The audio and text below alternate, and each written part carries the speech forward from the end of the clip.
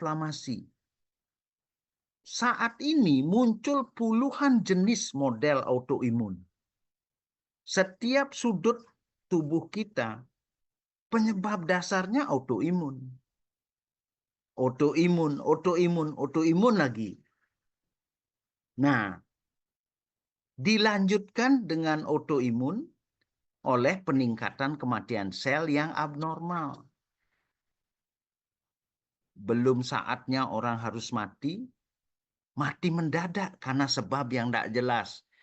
Hanya dugaan oleh karena jantung misalnya. Atau dugaan oleh karena kelainan di otak misalnya. Dugaan kelainan di tempat-tempat yang belum kita tahu. Ya termasuk kena guna-guna dan lain-lain. Ya mungkin nanti dengan adanya redox ini, hal ini bisa terbuka. Nah inilah kenyataan isu gangguan keseimbangan kesehatan masa kini. Lebih dari 100 tipe yang berbeda dari autoimun, gangguan autoimun itu. Apa sebabnya?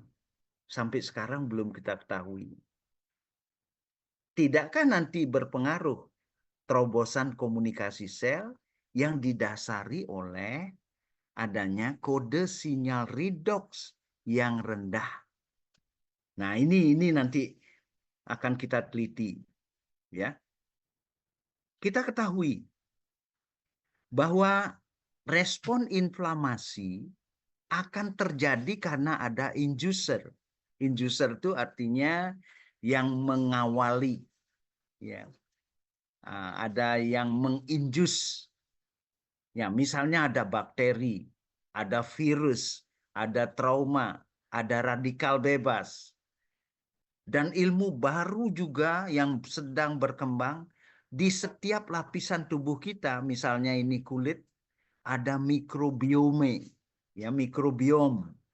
Ada partikel kehidupan di sini yang setiap tempat berbeda, setiap cuaca berbeda, setiap nanti kondisi orang sakit mikrobiomnya berbeda.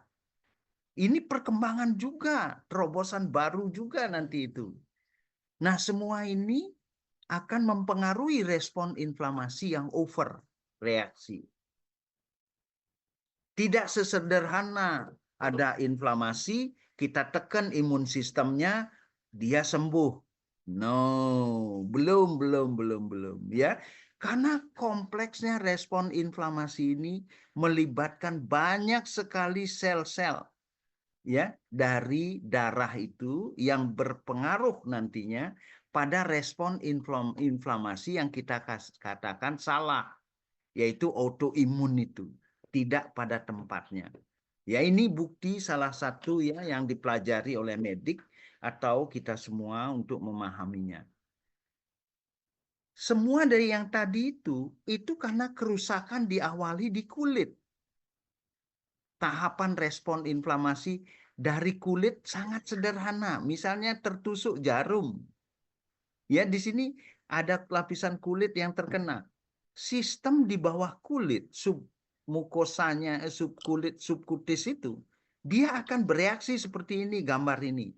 Berbagai macam sel-sel imun kita akan bergerak.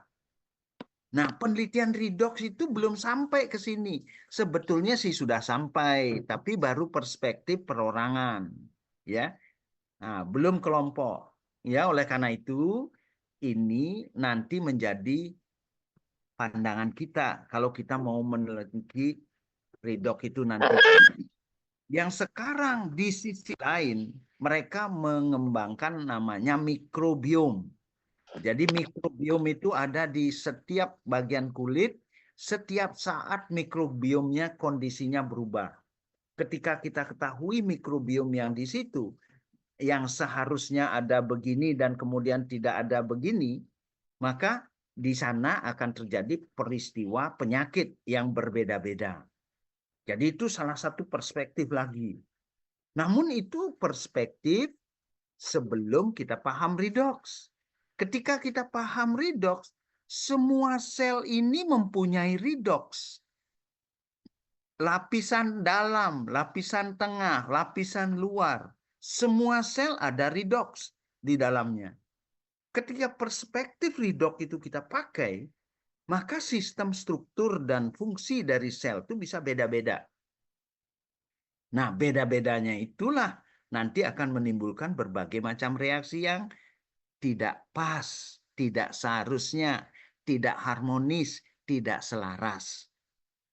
Nah, tidak selarasnya itulah yang kita pikirkan melalui redox yang nantinya berkurang komposisi kestabilannya, di mana ROS akan tinggi dibandingkan dengan RS yang dulu diobati dengan antioksidan, dan antioksidan tidak pernah cukup menetralkan itu.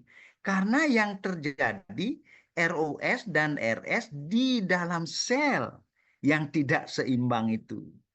Dan itu tidak dipahami.